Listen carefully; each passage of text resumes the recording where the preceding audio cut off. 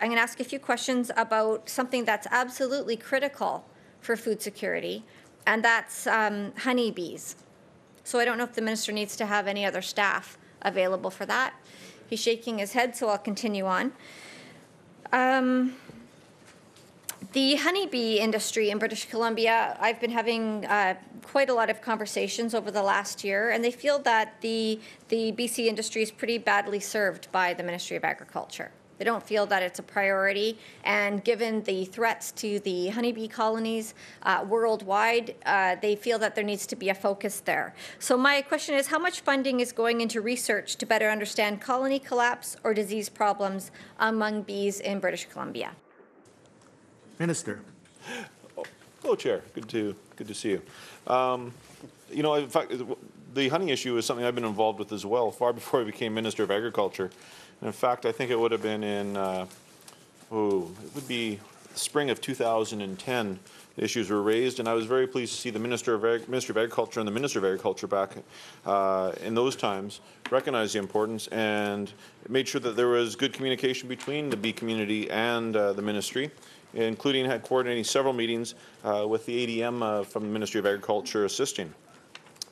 We have one full-time equivalent bee expert in the province, and we also have the Animal and Health and Plant Lab, which assists the bee industry as well. The other thing, which is not really under the Ministry of Agriculture, though I am very pleased to bring up this issue, is the government of British Columbia over the past several years has given approximately, I believe it is, $75 million to Genome BC, and as part of their work, they have done research into issues like colony collapse in British Columbia. The other issue I'd like to bring up is I recently attended the BC Honey Producers AGM and had conversations with their executive, and I am sad to hear that you hear that the honey producers are feeling they're not being adequately served by the Ministry of Agriculture, and I encourage you through them to contact the ministry, and I'm more than willing to meet with the honey producers. They do play an essential role in British Columbia, and colony collapse, whether it is in Atlanta, Georgia, Quebec, or Vancouver Island, it is an issue and one that's not easily solved. But if they have issues or concerns, I would definitely like to talk to them. Member.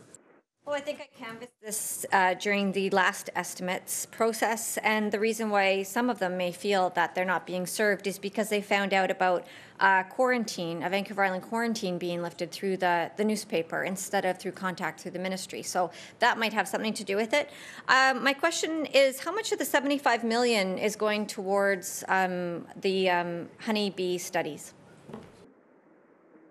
Minister. Thank you, Chair. When the government has given money to Genome BC, we haven't told them how to spend their money.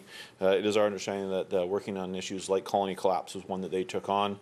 But the Genome BC staff are independent, and I think the best case is how much they spent would be best asked of them.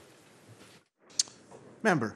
So given that the honeybee study and the interest in honeybees is arm's length from the ministry, how much money is the ministry directly spending on honeybees and studies? And also, I'll add into this question, how many apiary inspectors are working in British Columbia? Minister. Thank you, Chair. For the honeybee program, we have we basically continue to support surveillance of honeybee diseases in key beekeeping areas. We support laboratory diagnostics of the honeybee diseases. We continue to support training and educational program activities. The cost of running this program is approximately $200,000 a year. We have one full-time program manager, Paul Van Westorp, and we have approximately 8 part-time auxiliary staff to support him in these duties. However, our staff is going from memory here, and if it is not 8, we will let the member know. And as well, I know the quarantine issue was an issue. The way it was brought out was done, perhaps not with the best policy that government could have done in the past. However, you know, either as Minister of Agriculture or as MLA, I have not heard much about the quarantine issue in the last year, and I've raised it and asked it both to Vancouver Island beekeepers and at the AGM. Member.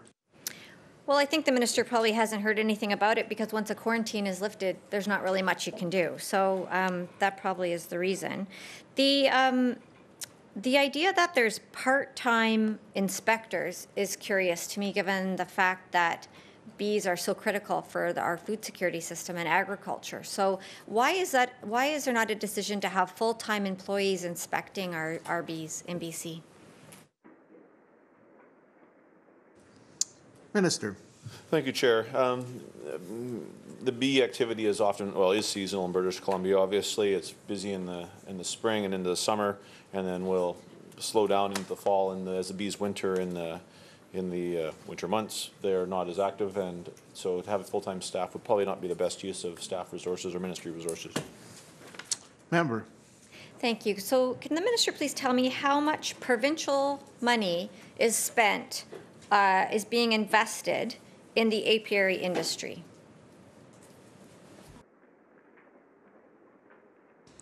Minister. I hope I understand the question. Assuming it's government dollars being put into the industry, it is about $300,000, which basically talks about supporting the programs I mentioned earlier, the full-time program manager, and the 8 part-time auxiliary staff who assist the bee industry. As well, there are other pieces that are harder to measure in terms of, we talked about, promoting domestic markets, and obviously honey is part of that, and so there will be a portion of it. But I think the member opposite is looking for how many dollars we actually put towards the bee program, which again is approximately $300,000. Thank you. I've just been informed, as the minister has, that the Ministry of Agriculture estimate debates will continue into tomorrow, which is good news. So I'm going to actually revisit an area that I didn't spend enough time on, which is the BC honeybee industry.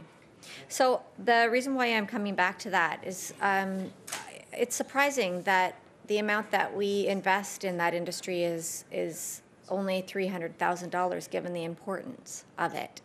So I just need to confirm a few things with the minister. The largest bee area in the province is the Peace River, and the minister referenced that himself. It's my understanding that we don't have an apiary inspector working in the Peace River anymore. Is that correct? Minister. We're looking for the data. If the member could ask perhaps another question, and we will do our best to answer before we leave today. And if not, we have time tomorrow, I hear, to find you the answer. Member.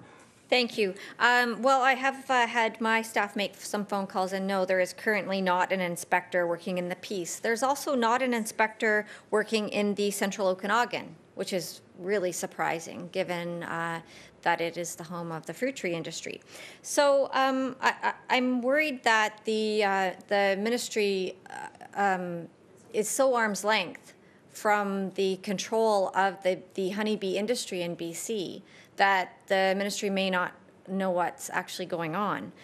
My concern from the minister's comment previously around the fact that the traffic and the jobs that would be taken on by the inspectors would slow down over the winter. This is very concerning to me because I have a bee yard at my vineyard, and the activity in the winter continues on. And in fact, a lot of that is around disease control and disease inspection. How many bee inspectors are actually doing winter studies currently in BC? Where are those statistics being held? Where are those diseased bees and bee comb being sent? And where can we get that information? Because it seems to me that this is maybe a neglected part of the agriculture ministry. Minister. Unfortunately, like the previous question, we are working to get the answer for the member opposite. We will do so hopefully in a timely manner. It'd be nice to do it in the next 40 minutes, but it all depends on whether we can work with our program manager in this particular case. We'll do our best, if not today, tomorrow, to have the answer.